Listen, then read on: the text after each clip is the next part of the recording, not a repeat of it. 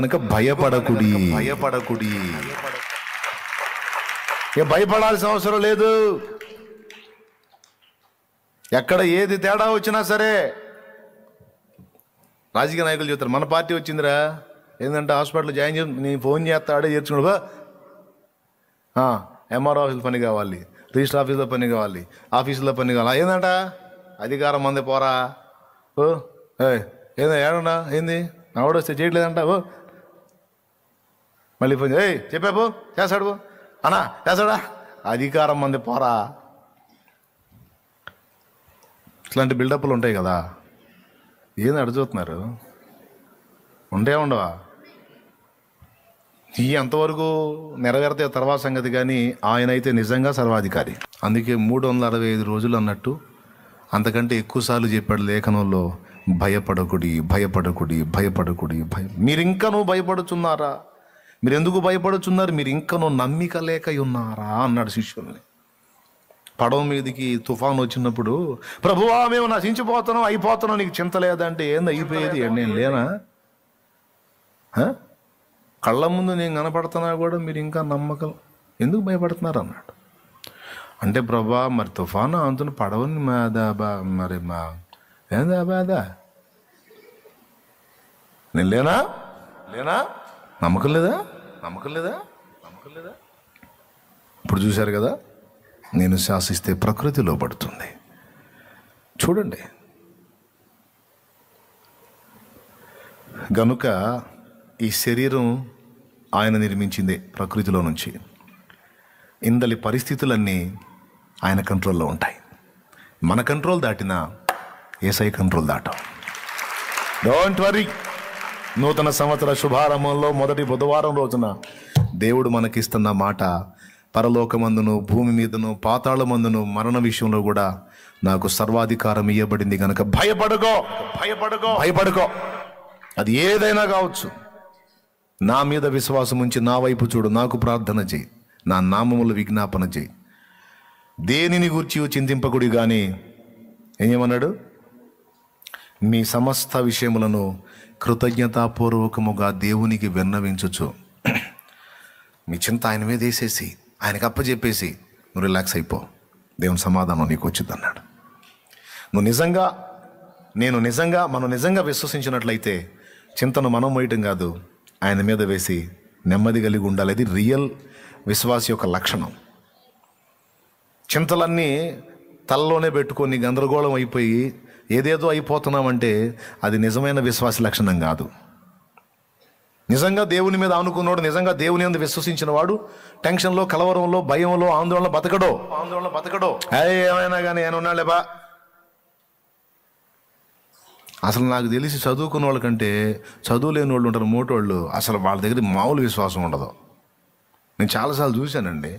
ఇంతే అంటారు, నేను అన్నట్టు అంటారు వాళ్ళు. ఎట్లా ఈ సమస్య వచ్చింది కదా, నాకు వస్తే ఏందంట, అవుతే దేవుడే ఉన్నాళ్ళేపా, ఒక మాటలో తేల్చవుతుంది. వస్తే ఏందంట, ఆయన లేడు. పెద్దోళ్ళు మాటలు నేను ఆశ్చర్యం కలిగింది. ఏందంట ఆయన లేడు. మా నాన్న కూడా అంతే అంటాడు. ఎప్పుడన్నా గుండె చేదురు నేను ఏదైనా సమస్యలను బట్టి ఆయన దగ్గర కూర్చొని దుఃఖపడితే, ఎందుకయ్యా ఆశ్చర్యకరుడు మనకు తోడై ఉంటే అంటాడు. ఆశ్చర్యకరుడైన దేవుడు నీకు తోడై ఉన్నాడు. ఎందుకు భయం? ఎందుకు కంగారు? ఎందుకు చింత? ఆయనకి ప్రార్థన చేయను, నా ప్రార్థన చేయ, రిలాక్స్. సింహపు పిల్లలైనా కొదువగలిగి ఆకలిగోనేనా. నీ పిల్లలకి అన్నం దొరకదంటే ఎటో పక్క నుంచి నువ్వే పంపుతావు. హల్లెలూయా. నీ వైపు చూసే నీ పిల్లలు కడుపు మాడనిస్తావా? పస్తుండనిస్తావా? వస్త్రహీనత రానిస్తావా? అనుభవం కోసం ఒకవేళ ఎప్పుడన్నా అనుమతిస్తావు, కానీ అనుభవ పాఠం అయిపోయిన తర్వాత వద్దన్నా ఇస్తావు గయ్యా. హల్లెలూయా. యేసయ్యా నువ్వు సర్వాధికారి. అన్నిటి మీద ఆయన అధికారి అయి ఉన్నాడు కనుక ఆయన ఉన్నంత వరకు నీకు చింత లేదు. ఆయన లేకపోతే అప్పుడు ఫీల్ అవుతావు.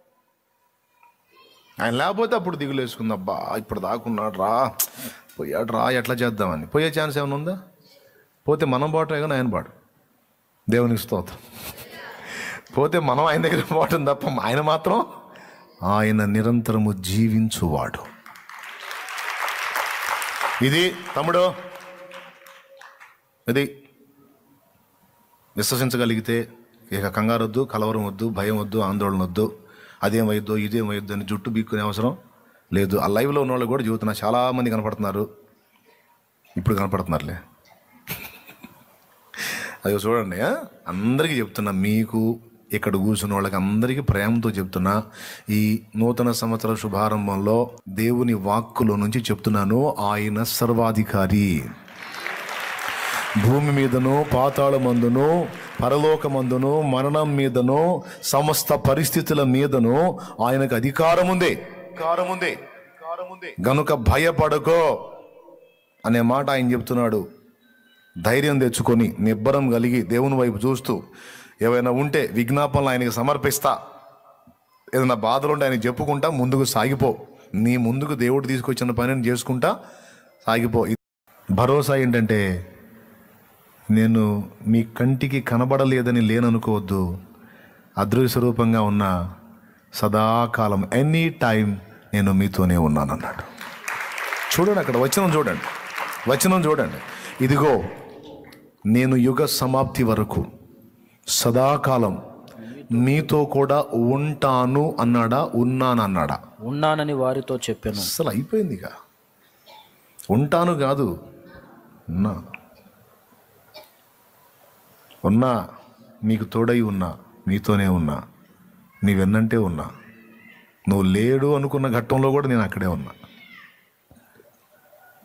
నువ్వు ఏడిసినా నా ముందే ఏడుతున్నావు, నవ్వినా నా ముందే నవ్వుతున్నావు, నువ్వు కోపడ్డా నా ముందే కోపడుతున్నావు, ఏదైనా బుద్ధిహీనమైన పని చేసినా నా కళ్ళ ముందే చేస్తున్నావు అని గుర్తుపెట్టుకో. నాకు మరుగ్గా నువ్వేం లేవు. నీకంటూ చూడటానికి కళ్ళు ఇచ్చినోండి నేను. నీ కళ్ళు ఇచ్చినోడు నా కళ్ళు కనపడవు? నాకు లేవా? చూడగలను నేను. అంధకారంలో కూడా చూడగలను, హృదయాంతరంగంలోకి చూడగలను, తలంపుల్లోకి చూడగలను. సదాకాలం నీతోనే ఉన్నాను అని వాగ్దానం చేస్తూ అంటున్నాడు. మీరు వెళ్ళి వాగ్దత్త దేశానికి సమీపమైన తర్వాత ఇశ్రాయేలు జనాంగానికి యెహోషువ చెప్పింది అదే, వెళ్ళండి, దేవుడు మీకు తోడై ఉన్నాడు, వెళ్ళి శత్రు గవిని స్వాధీనపరచుకోండి, శత్రువులను వెళ్ళగొట్టండి, వారి గవిని స్వాధీనపరచుకోండి. దేవుడు మీకు అది అనుగ్రహించాడు అన్నాడు. ఈరోజు భూమిని ఆక్రమించుకున్న దురాత్మలు, సాతాను శక్తులు, బయటికి మనుషులే కనపడుతున్నారు కానీ వారి మీద ఏలుబడి చేస్తున్నవి దయ్యాలు. ఇప్పుడు నీవు బయలుదేరి వాటిని వెళ్ళగొట్టి శత్రు గవిని నీవు స్వాధీనపరచుకోవాలని దేవుడు పిలుస్తున్నాడు. నువ్వు వెళ్ళి, నువ్వు కదలాల్సిన సమయం ఆసన్నమైంది, నువ్వు బయలుదేరాల్సిన సమయం ఆసన్నమైంది, నువ్వు వెళ్ళాల్సిన సమయం ఆసన్నమైంది. దేవుని కొరకు నువ్వు నడవాలి, ఇంకా నడవాలి. దేవుని కొరకు పరిగెత్తాల్సిన సమయం ఆసన్నమైంది. దేవుని కొరకు నువ్వు ఫలించాల్సిన సమయం ఆసన్నమైంది. దేవుని చిత్తం నెరవేర్చడానికి సమయం ఆసన్నమైంది. ఏ పొద్దు దేవుణ్ణి వాడుకోవటం కాదు.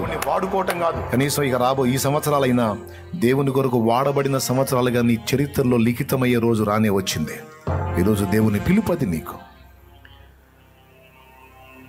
ఈ పర్వతం చుట్టూ తిరిగిన కాలము చాలును, ఇక బయలు వెళ్ళండి అని దేవుడు నాడు ఇశ్రాయేలును పిలిచినట్టు ఈరోజు మనల్ని పిలుస్తూ ఉన్నాడు.